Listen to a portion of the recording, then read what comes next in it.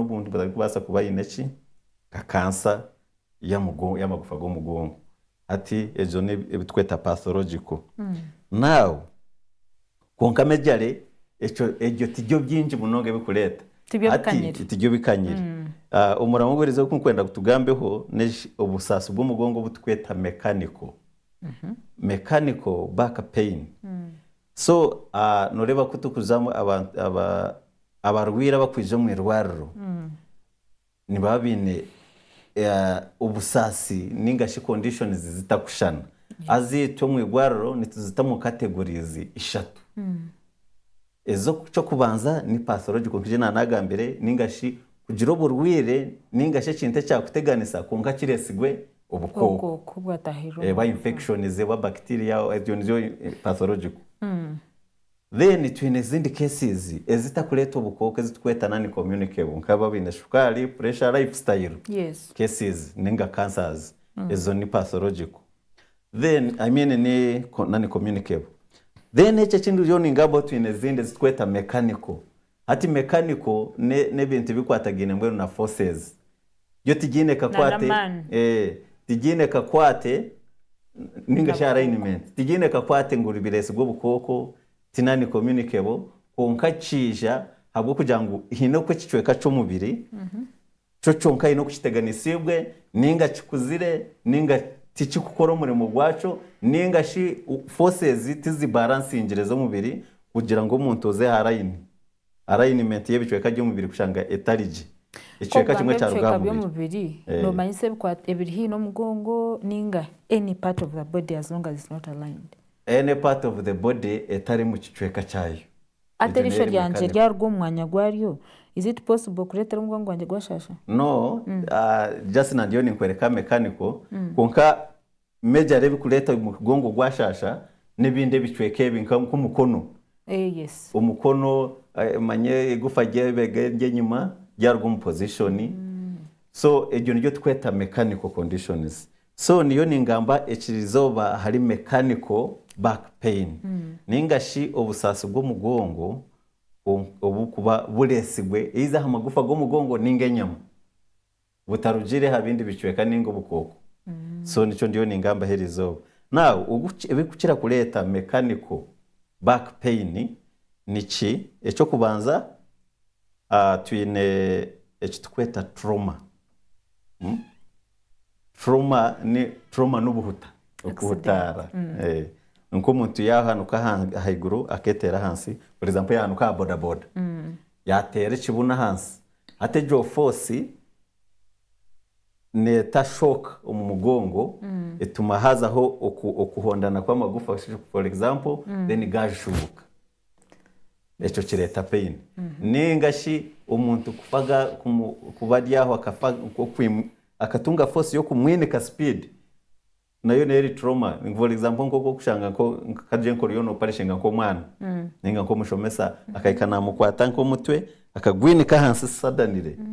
hata akaheto mugongo sadanire ateze nyama nizibaza kureguka then ushange nagweza tuma umugongo enyama za ubuhuzi bumwe bwa trek then chaletara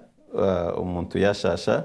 umugongo ningashi umuntu nabasa kubari nko kuzana golf ninga kaba kutiha umushenyi hati atiha ari kutwisinora no twisting ari kugira ati anazana golf hati kwa kuba nagira ati maybe ashanga yakora force erengire enyama za agenda speed hati igufa ryarugwa mu position ejo ni mechanical so hati echo kibasa kuleta umuntu yashasha ki umugongo hariho kindi ekikanyire munonga kikukira kuleta umugongo ebirebi ekitukweta posture ningashi posture tinkuma kukakigambo mu nyanko nkani kimanyisa engeri for example eyo kushitamaho eyo kushitamamu aha nko kutukureba aba ataba nabantu babiri konko mwa shitamije undi jashitamata ashitamire kubi umwaye yinikire for the purpose ya radio umwaye yinikira yinamirire kandi undi jayimirire so ashitamire hati ejini posture now hati ko kuba noreba abantu aba babiri cyo kureberaho kandi twena noreba ejini yo ziri commonest posture niyo kureta umugongo munonga umugongo ruhango ko yatuhanjire gwinemu shapes gwineme gina empanga ibiri uruhango rumwe no guharugura ekibuno urundi ni rushemero kwija wano rugaha mutwe aha maraka mbweno so amaraka gasheme kwagagwira munda then wano ije enyuma y'amabega amagufa gagaruke nyuma kuko banoza kwikaci unu hagwankahi hagomunda mbwenu ekintu cyona eco kuzamu ningashi position yo kuzamu ukashanga hino kuyaregura iryo gina bikarugaho aha mugongo gukate mbwenu kari akina makagwiro munda kakarga kakatere karebe nyuma hati eco nico kishingire yo kureta umugongo gwashasha azezi postures ubwiro bwinji nituba tutakuzimanya nico basagumana nico bahompora mpora for example nkutware boriya norebe ebirebe tujye umurembe gwo kozesa electronics WhatsApp uzaha nkoko kureba abo bahati bajya laptop ugogu akateboke noreba amaguru girire nyuma hati yahinye umugongo tayegamire ki entebe hati kina cya mugongo kire cyarugure kibuno cyayehinya kiti hatoguwe ekina ya maintaining cyarugure kibuno noreba kuciriho entebe ko ki maintainingire so hato gutarashasha umugongo konkogu karaze kumara enyaka yenki 5 ari gukoresa computer naje kushasha naza nangwa note tikujya ngo nikitware ryo nyaka yono bakusiba ayina mata ha laptop ningasha ha computer ariko saka table kagufu ubumwe yaza no yahisa nko mushaha mushanju yinama yaza kwimuka natandika kugira ata kwenanura ati wataka atachifeho konka mpora ateze nyama zazare gukire then hati gwija guretarachi mpora amagufa gagaruke nyuma hati yija yashasha umugongo nangwe n'ikindi hati nk'abanda bakusiba amasimu noshangaye umuntu nuko kuzo mu basi ureba abaninga nko mu nciko mu meetings ureba bugyomwa kwasire sima ina mata jyawa nki age hasoma WhatsApp ariyo na chatting hati noreba ukunyi nami bati hati already amaraka nimba naregura nkahi enyuma icyo kintu kinagamuce mekwa kiri kabingire bati hati nywe na kiri vasing naregura enyamezi hati ndijija hanyuma uzareguka lengisi yenyamezi yarenga ebaruzi koko reba elastic wagure kampare ine elastic wajiregura munongo kamarubwira ugiregure waza kujijwara negireta neraga neta kwata so naneze nyama kuzikureguka lengisi wagumuziregwiroti hati zija lengisi yayongera ziremwa kwata amagufa kuguma mu buryo bubwino butwane tugamba nena amagufa gargo mu mwanya gwago ushanga watandika kushasha umugongo ninga maraka atahari hecho cyenyine entebe entebe as long as nanye n'entebe yanje nkagishitama munkajegamara by default nimba nashitamaje post yanje neba yabaje ito 21 twenda ngo entebe nayo akira amahanga gakura kurine waza gukora entebe nibagikora eyine shape nke yo mugongo etari je straight ahekine cyaruguru yekibuno hasheme kuba hasi arika hasindikira mu misho kugira ngo hagume ha maintainingire ekine kitakagaruke nyuma nakaci entebe yabeta kine nkeji nitujango te hopiro ote hakapiro kagume karya haruguru yekibona kagume kasindikire ece kina kibe maintained there okay ate uko in sitting then harona postures zindi mu kudyama hato kudyama umuntu nabasa kudyama oshange nakwesa nkapiro mpango ninga bamwe bakoza na piri ibiri adyama garami hati ya wakora kudyama wata piro mpango hati neza ku shonke yaregura ki amaraka tushange umuntu ayina mati hati nacho stiro nchachishisha enyama za maraka with time nko mugashi atandika kumana shasha amaraka mpora nangwa cyaba wasi ushange umuntu ayinami hati permanent hati mbwe n'umuntu kuyakwana basaku yamatine piro would it be advisable no still it is not advisable so ojireho ka piro kachi hati ngo nagamba sheme mwenezi nika physics koko ro umuntu yanayombeka ni bareta ibintu byo kupima forces nkurazi balancing ninga shoba koze samizi kurango bakwata level mwene no mubiri gwetu akati ko mugongo aka ezi shape yikasheme kubani karabamu uhagiro ko waje altering nuba no shisha so osheme kuba hari in alignment urugahiguru hari kushuma hansi hari in alignment so tosheme kuba no shanga ngo no obo ryamiro rubaju kushanga he amaraka gahengamira side ati no hano shisha ushime kurango wabo ryami amaraka obo ryamo boshitami gagumagari upright like this so na wori hasumu ojikwatira aharbu yes na wori hasimu wo in laptop actually pinje na ine kantu ko kukwatisa hasimu kujaga gumeka kari ha level ya misho kugira ngo cyashitaka jemesereza ina mahansi wano ko laptop toshime kukoresa laptop gitera bibero kukoresa tera bibero hati noza kwinamisa hanuya na maraka then gijaga sisikara causes nzwasa kwa staka hwire konka just maybe on posture abo kuba ntuba turi hakugira ngo bundu twera hwerane hati turi mu office ni mbaso butangwirwa kutwara pero muniteka hantebe yes so how else can I maintain that posture no buntine piro no buntine bikumpwera konka umukushitama kwanje how can I do it echo kubanza nagamba one method konka no basa kwa adjustinga nebindi echo kureberaho ama office gamwe abamwe bijire bino busasi bwinji konka wo otihire kiresire tibulikira kecho kureberaho wabo shanga ayine nketebo etebe yakukoreraho mu office yi computer ye yeriho yabera ingufu because hine haite yituru recommending umuntu yabashitami table height sheme kubera inegenda n'amabere konka binji no shangeri nkahi kana higurusha yes ni hwaho niho sheme kubere wabo tirehe mikono etebe kwikira umabere konka kwe kuza hansi ati uhendera jirota uyinamire ikindi hariho tables zo kushanga zine hebintu bikutanga kutatayoki amaguru hati je table nebetari recommended neza kushisha posture ushime kwa wabo bashitami amaguru garuna gashime kurengera nkaye ahansi yemeza emezeka kuhika wabo gihikire hihi uri gukorera hihi na table then tokajirota tokinamisa mugongo konko kwera kuze hari tukashanga amaguru gari out of the table hati nikituma wenama then wija washasha mugongo yes wow. Okay so wachiriya byo kubyama so posture nagamba kushitama ikindi by the way hariho nabantu abakushitama yawe buri kushitama nahanika amaguru ha table agaramu hati ushanga we nagira hati namaguru agereza higuru hati already noreba hati nayawe yakora C shape hati jo C shape no waregura umugongo stile nyamezi gradually nijija lengisi yongera then zibaruza atakati ku mugongo karabwa ataka kushasha yes abandi ni badyama umuntebe sofa sets hati nko kuba mwe bariyo ni babochinga no shanga ryama mu sitting room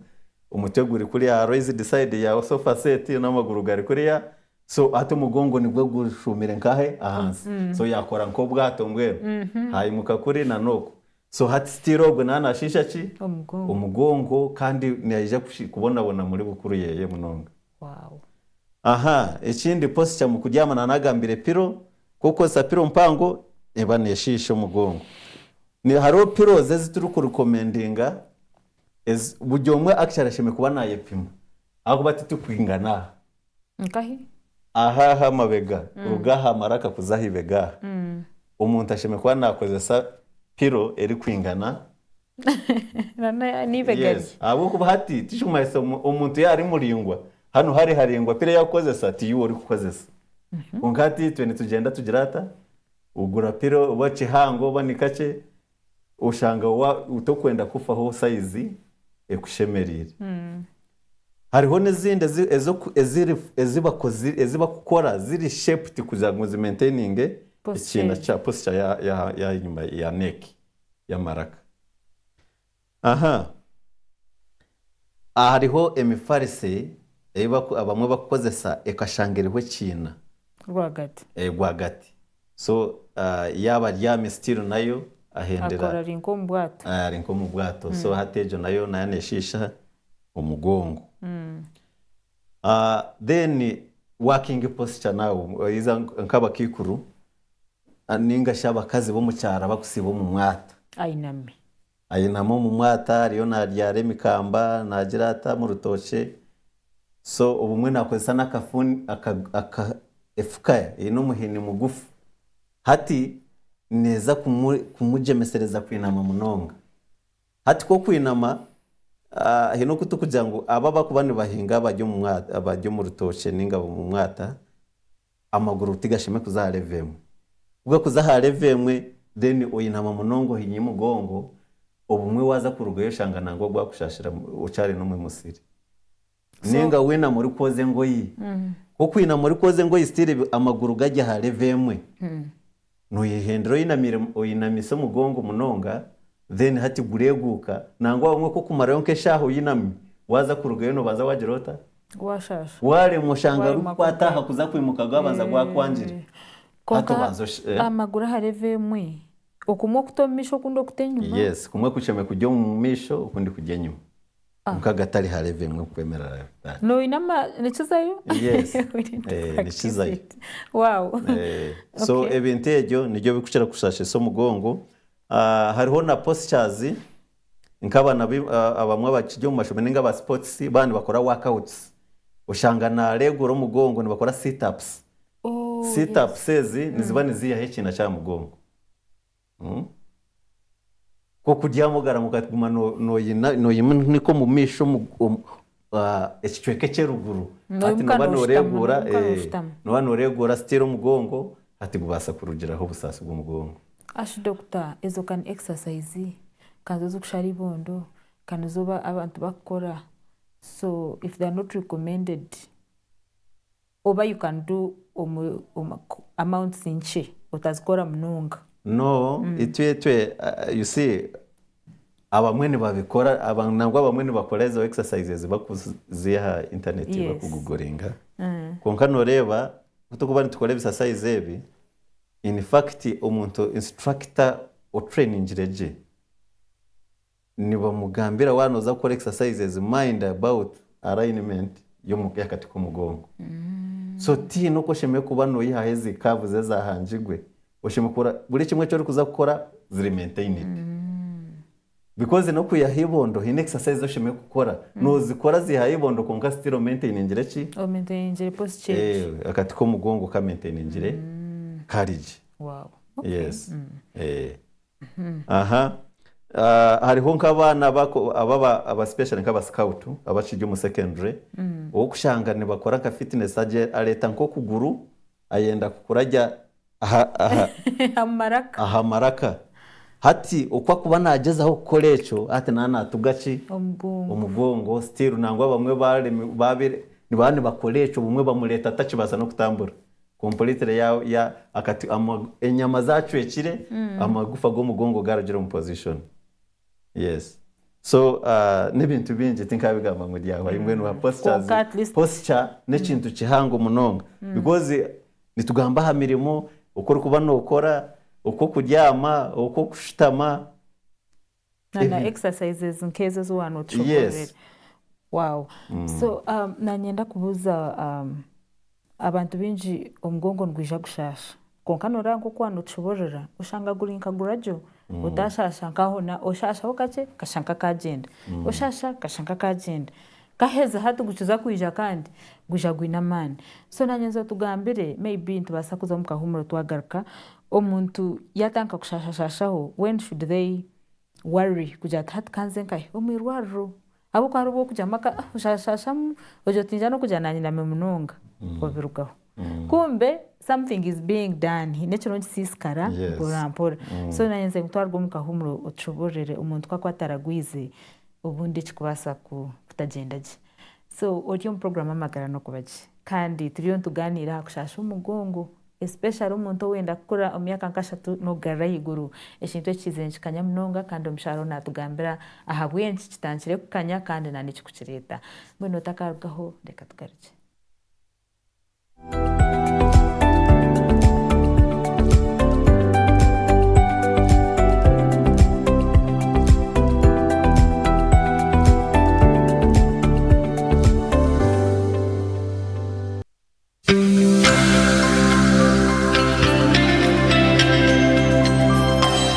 Revival TV, Amagara. Amagara N'Okubagye.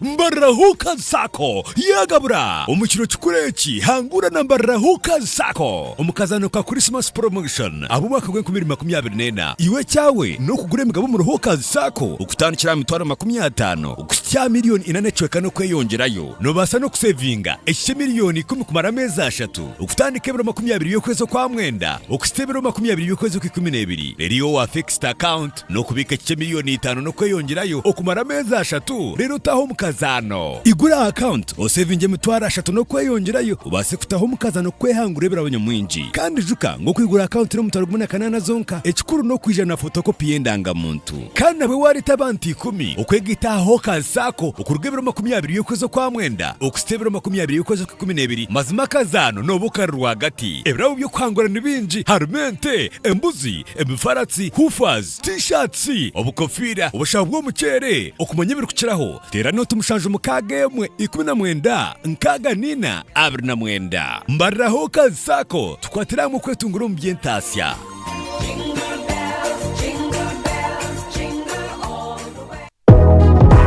hari ukintu cyo buguzi bwingi nko muzire kushomesa umwana w'umurumo ugwa abana nabijikuru bariryaho itendekero ni rimwe ryonka Rain Training Center Limited Marara. The main program youth training aho neya hotel management and institutional catering konkesho tishuzibire koncheraho other programs like saloon and computer kano mgezi programs twine program y'emyaka 2 that is basically about hotel management and institutional catering.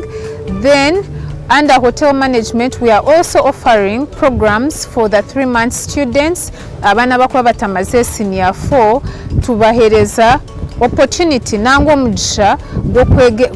kwegebye mikono ombya hotel management and institutional catering na saloon. Mwenu bashanje mu rurembo rwambarira ahife bituro byankukonjeru amahando gwatora cyamugorani naro terasi munoti mushanjwina 22 nkaga na 8 anana mukaga nari noti mushanjwinoti 2 kinana na mukaga 33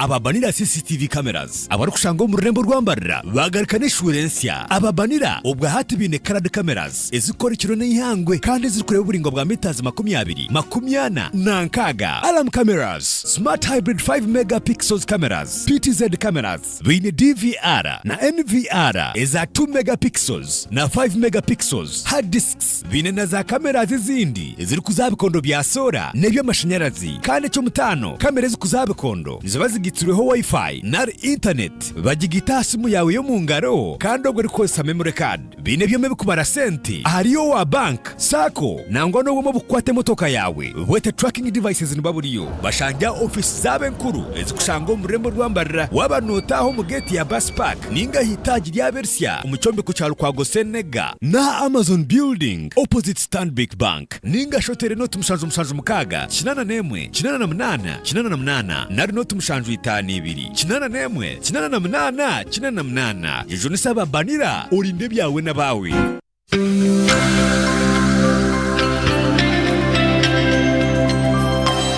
Revival TV Amagara N'Okubagye.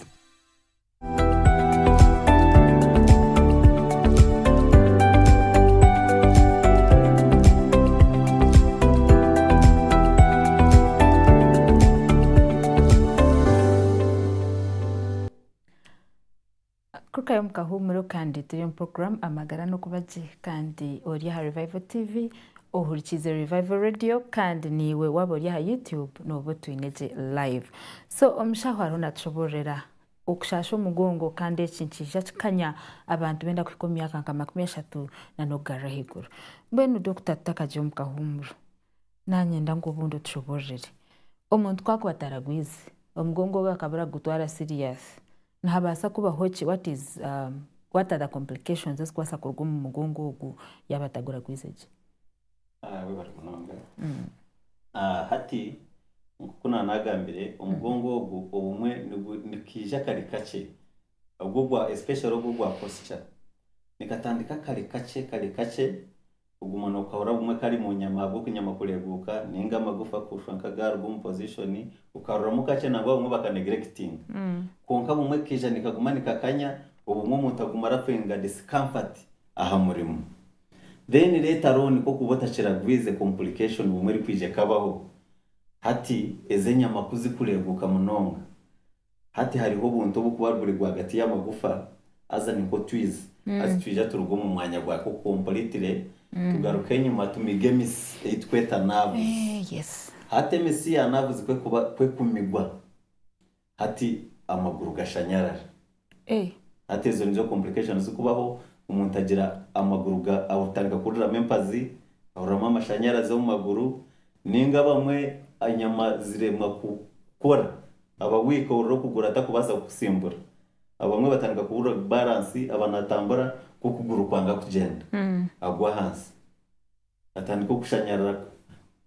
enyama zimwe zari mu gukora of hati nawe yaremwa kugenda hati yaza hansi batandika kumukiriza hatezo ni complications zikuba kandi ubumwe kuba cyayikira ha stage ya nerve zikushanga zamigwa zaba compressed ningo bumwe kare kanto kabaru na kare gwagati y'amagufa kabaruka hatezo kese na yabire yahigura umunonga ushanga bumwe na ebitukabire nitukora kuchiri vasinga statutory possible cyabe cyo kushemeza nawe yes mkoka mushemeza terera anyway konka kushemeza cyo tukabire jore bakarasa option but just kujangu yes naterera bumwe complications ziyine zirugaho konkwati kuba kushemeza arabo kushemeza batamajyomo ati no batachi ba flexible nko kwabirori before koko umuntu yaraguza kare ibintu bindi bicira kandi atebekana wow so tukuza kwakira amasumu nanyezire ngo hwere umudayo nareba TV nahurikize shaheje umuntu akakora exercises za muringo ki ninga katwazata kugira ngo ohiro ko kwatugambira piro okushitamaje hake binde exercise umuntu byakwasa gukora ku maintaining posture nonjenje mbeno in common ikintu kirabo ku habara abantu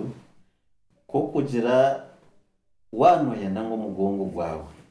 gutagira ubuzibu kandi bukuru yawe tija kubona bonesa na n'umugongo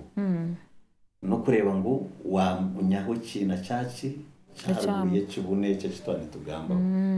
icyo kina kirimo wese important na n'ibisasize bitu kugira ngo umukore bakore mejare birabije byo kutaho ki ikina kiriya umuntu abajye mu office nitubugambira ko kwinama wakora imirimo shitami ko mu banka ninga offices kumaresha hibiri oyemerere oye stretching oshenko uri kutechina icyo cyaruguriye kibunu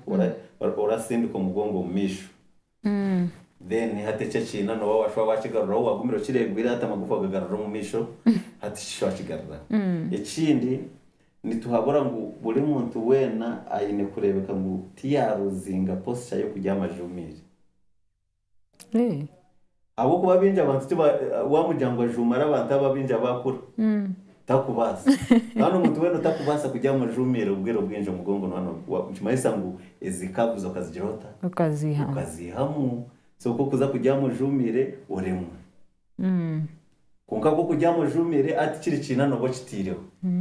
no kimaintaining so usually do recommend umuntu orebeka ngo at least buri waza kujyama nango ubundi kirorota kumanya ukora yiruko wagwejejire konka utakagwejejeriye cyumwe tambiko amajumire okay wow so orebeka ngo mu position zo kuhindura mu konko kujumara ureka ngo wagumana jumara mpaka nayo wawenye nyaka kinana umuntu uri kujumara umugongo tigukashasha munonga abo kubona urebe milimeter gukora mu ihangwe wenyinji no boyinana no gikorore kwinama so ntuba twenda tirisi wagire kuryama ati ojumare ushonko wagarura umugongo kahi inyuma yes ati nizo cyo kikuyamba umugongo so na nebisasize bitukubahabura nejyo kugaruza ikineki kumanukiriza umugongo uraguhetora garure nyuma uko kineki cyo kiteke ho cyarugure kibunu kikaguma misho nikora beje uko kirarugeho nikora shash yes so na n'umuntu yayemerire mbwe na shenko wimse cyubakati yes no shanko n'ubaketa gukora kece hangare wowe yemerire uboryame no gukora ushobora wabo ryamujumire usimbe mikone 2 uyu musomo twenkahi ayego ushobora kureba ceiling Wow. ate kinekyo noba nokiteekaho Yes. wow webale Dr. nienda ngutereze omuntu ahurikize radio kandi noriho noreeba TV abuze ekibuuzo ahabwokuba ebibuuzo obwire obwingi abantu babine ebibuuzo ebiri personal kandi bitakwexhaustinga mbwenu niba ori aha TV enamba noba nogireeba kandi ori aha radio notera MTN 0763 10 ningotere Airtel 0784 16 95 55 obuuzo omushaho. Yes, hello. Nasibota. Twasibaje se wasibota. Irege. Amina. Nganyeta Katunje Richard. Katunje Richard nakwakira. Ngo nambe mushaho namakira. Amina. Ati kibuze cyanje. Yobuna bendo muto myaka 17 kuzakandi nebiri. Kandi nshasira kimongo. Konka kwija gwaye burati ndaragwize. Kandi atugwizere ko toka hati. Mbwenu ngere mvugo obikikani kiretwa kiburiya buna bendo muto. Okotine nahatwo ngo bashitani. Nobuna kushitama office chair, nobuna kushitama mu plastic chair. Kaza kwiruka muni mgongo gwa yanga. Okay, hato ine myaka engahe? 5 2. Yes, omushaho naza kugezaho kushoborera obundi ekikubana kikireta webare kubuza ekibuzo cyawe. Amina. Yes, omugisha nogwo kubuza omushaho ekibuzo cyawe kandi akakugarukamu iwe cyo kitwire kiriyo ko kikushobire ninga ekyo takwetegereza ninga kiyagambe kyakushobera hati niyo shaha. Yes, hello. Twasibaje nyabo wasibota. Amina. Wanje.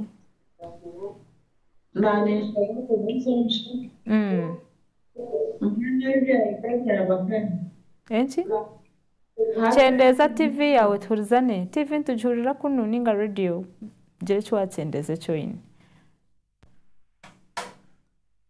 Wateresumu urebeka ngo wacendeza TV kandi ninga radio. Hello.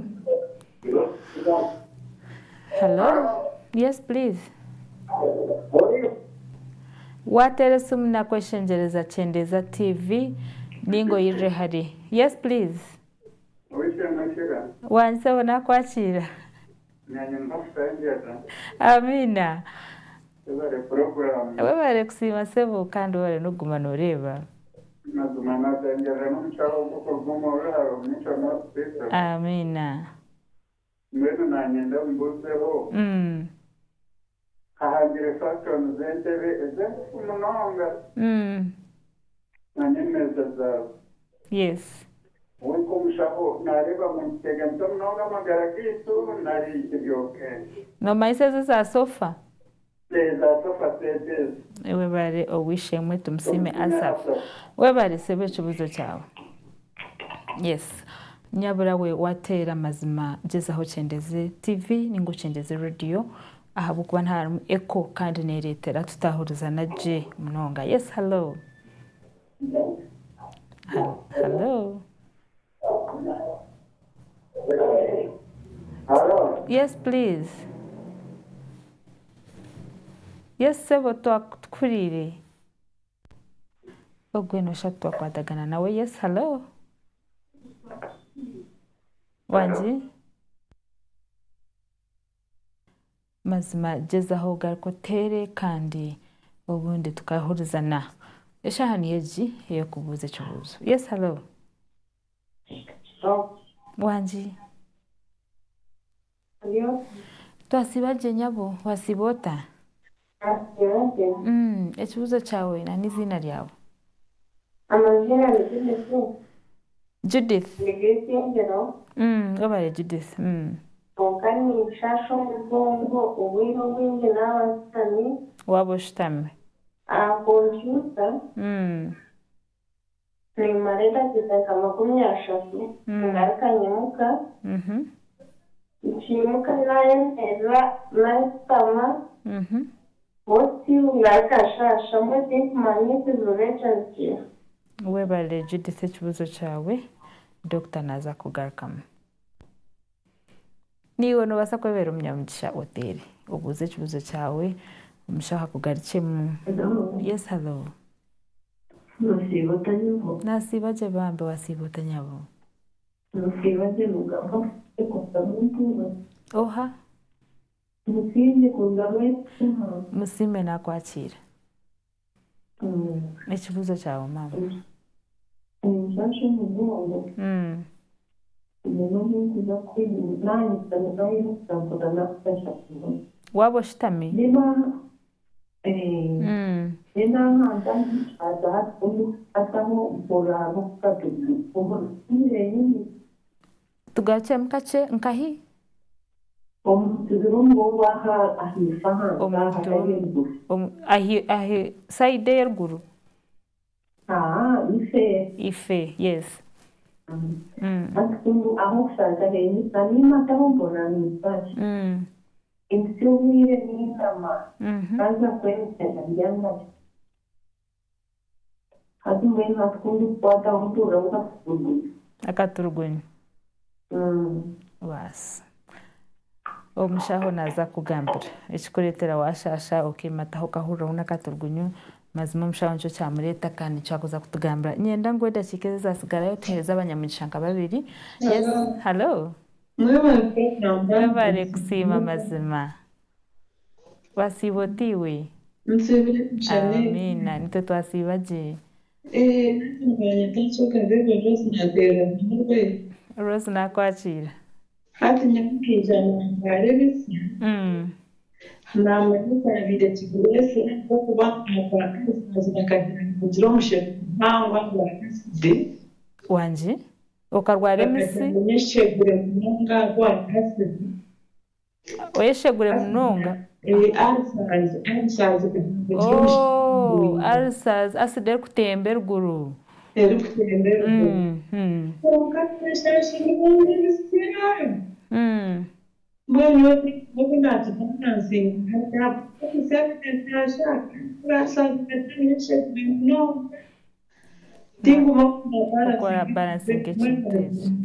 wow Rose bari kibuze cyo twachetegereza kandi Dr. naza kugarukamo kwasa kubalansinga kugira ngo tangize kiriya kandi na necyo kitambere. Yes, reka tuheze umunyamucumwe tuhereze Dr. Timer kumara agaruke mu abantu just one person nubasa kwihangura umucugu ni ubuze kibuzo cyawe kandi umushaka kugaruke mu personally just one more person okabuza Dr. ekintu kiri kuteganisa ningo bunde cyorebye cyo tashobore kirwe kandi akakugaruka mu tutakarikira kandi yabatariho nanisha bank producers reka twakira abo bonka. Yes, hello. Hello. Twasibaje chendeza ha TV ninga radio turizane wanjise bo twakwakira amina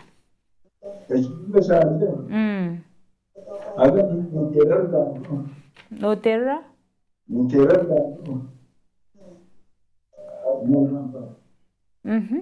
ekibuzo cyawe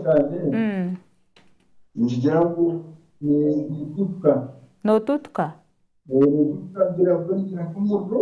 wana mfya ombirgona wena kushamboro mayeka pendo ngira chimocho echi mnono notutuka nchiro burizo wano okoremera umuntu notutuka ryari wanje notutuka ryari nyechiro wabo byame ninga waba nokora burkanya kona kando ino murro kura nohemba nkomurro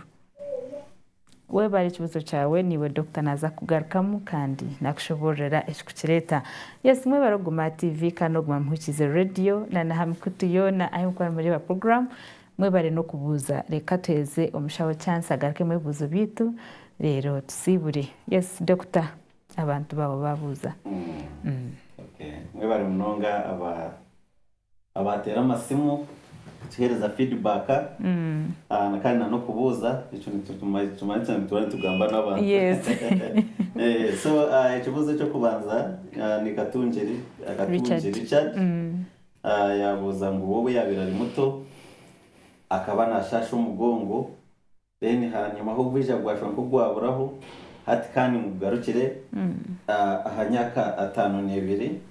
so nabuza niki cyo kubasa kuba kizireki kiresireki so erizo n'ubu twagamba habanyaka yagwa hagati no kugarura higuru konkana n'abana nibagira umugongo umubana ari haba kugira umugongo hako kwegure bibaga nangwa abana babugura bo mu primary ni umugongo noreba nibegure bibaga gibirime bitabo binji ajyojona nibaye bijya attention yo mugongo umwana ari muto wamuhe bitabo no agenda yibwira umugongo bwena bujya attention cyo cyonka ni kibasana cyo kudachi cyashyize umugongo ikindi abana nabo nibazana kuko twani tugamba postures zo kubakora exercise nabasa gukora exercise bikubaza kumushisha umugongo ikindi yaba yagwire umwana nawe yagwa hansi bumwe agatera ikibuno kuko twagamba mu bakuru nawe uri kibasa kwija kimushashe so mugongo then mu bakuru anyaka 5 nabasa kushasha umugongo habwa mechanical conditions twani tugamba bitu tinaga nikibasa kutaba cyo yatutaka mucebire tukaja ngo ni kazi postures twani tugamba abo kuba mu bashija kaba ebinyaka ya 50 ngo bumwe ko kushasha umugongo tubanza twacebera uganize zinde zo mu tubanza gutumanye tuzozo zirije ka prostate umuntu we n'umushije waize nyaka 50 kugarra higuru nitubana cyacu nangu buri mwaka gumenaza ku checkinga prostate ye hakuba nayo nibasa kushashisha umugongo so kabiri ni muhabura ngo aze mu igwariro babanze bacondoze then bamuhabure no kwara akoze bashanga kiri posture related nitumuhabura ukwarashime kutwariza umugongo gweye kurangurwaho ubusaso bwo ya living life bonire wa kabiri watera yale asafu hanjire no izina gete ntaje handika konka yanabuza ngo ibire bihahangire fashion izi zentebe ngufu na nemeza ngufu bwene yanabuza zinakabi hamagaragabo yes zinakabi niturebe umurembe konka ari umurembe gukwija kandi bukatushisira amagara gitu ekintu ngo kunaningamba entebe ngufu na netebo yere ngufu yero gukoreraho yabano turari uri kugikoreraho kubo butebe buba ari ubutebe buba kureta kuza mu sitting room ukashanga kare kagufu ko nagatebo kari ka glass kajya hansi so hataka katebo te ukabasa kutahora laptop ngo riyo nokorera buriya nako kunomburembe konkani kushisha umubiri so titku recommending itu nkabashaho ebenteje bitari high umubiri byoshime gukorera ondisho ni Judici Wisinjiro yagamba ngo nashasha umugongo na munonga yabashitami ariko za computer kandi nguhatiya nangwa nayimuka na yashwaka mana bwashasha mbe no Judici kabire ni mhabura ekikabire kiri kirungi no kukerera abashahu abashahu nkitwe tukabanza twashitama nawe tukamureba nangwa bamwe binji abo kubasika twagira mu office zabo kuba adjustinga kureba kuba basa kuhindahira tepezo bakorera abo kuba wotihire hecho na wa tukatara umubazi gwacecho emibazi ubusaso buresigwe posture tokamira umubazi ngugwaciye ekikuru no kuyahekiresireki so cyayita gisa kwa adjustinga tebe yakoreraho na nentebe echo kibasa kukogwa then ubundi busaso bwe bukashende ondisho yali musime yagamba na ngo ayino mugongo nashasha umugongo ni gushasha munonga kwa kwinama yaza kurugayo nikiba kijye kizibu munonga mukandika kwata ha mugongo bumwe ahorera hakaturugunyu yes so ubundi umugongo of course kuko naningambo mubasa kubaguresigwe posture yakorera so imirimo yakora nayo twetaga kubaja ngo tumanye nanoko ari kugikora then tumore ko ashime kuba nakorana no kubasa kugaruraho ki ikina cyarwe umugongo abo waza kwata ukahora akaturugunyu ubundi no shanga hine kaki kamagufa gagarukire nyuma ikine cyarwe umugongo cyarugireho ninga hinigufe rya drum position. Then undisho yabari Rose. Rose ari kuruga biharwe. Yagamba ngo akatungaho ukushasha kwa maraka nayishugura konka abashaho bakamjayishugura konka abashaho bakamugambira ukuryama yeshegwire munonga. Yes. Ahabo kugira ngo kuryo ko yashobora njakatunga acid reflux ningashi arusazi acid neba netembe ruguru ine acid nyinjo munda so ko kuryama yagaruka yiruguru munonga yosa umumiro esophagus. Yes, now itwitwe ecece kintu yakiriro mushaho abo kubandi tumanya umuntu natunga conditions nyingi kandi umushanga yaza kujanja bashimwe yaretere kindi cisha konka yaba hikiriro mushaho nabasa kumwore kuko kubasa kwa testinga kandi akaryama party yo mutweri raised konka stira taregwire amaraka. Abo kubati nubasa kugira kuba positioning nka pillows kurugaha kibuno paka kwikahiguru hazeuka incline kongata bamwe kuba kujangwa aye musa yigurati watayo pillows nyinjo shanga habasha hati yaregura inyama za maraka ubundo nawe yashishira kimwe amaraka gashasha no owa muheru yabarire na rugarugando umushije watera rugando nagamba ngo natutuka kandi agira n'umuriro. Okututuka no kugira umuriro of course ni symptom yabasa kubeye ibintu bingi tinkabaza kumujyango gwireki abo kuba nubasa kututuka umutiyo ine shukari ni one of the signs kandi yagamba nagira umuriro ngo umutiyo ine muka infection nako nikabaza kureta umuriro. So atogwa kabire nawe cyera bashaka kugira ngo bamanye abagere bibaruringa utu then barebe cyo bakubasa kubaceresereje ungati nibe bintu bindi ni side y'ibintu bindi ngo kubogera ati hati utinyowe ati tinkanishasha ninga ningira headache ati headache teri bugwiri ni kwa charge. Yes ni kwa charge. Yes. Wow, webare doctor. Webare kugarukama abantu aba kandi nanebuzo byawe bakubuzo kabagaruka mjeni nyesigangu byomo wabuza yagarukwamo kandi ubundi cyo tayitegereza cyo kugira ngo zo mirwaro buze abashaho bakwere abo kwatubukahwera TV kandi tubukahwera aha radio mwene nyenda ngo mutwikirize tubasibura habo ko dakika zituzahoyo mukama kwarat base tujya kurebana nyenchakare mu programme Amagara N'Okubagye eshahisha tu ezecura murarekum.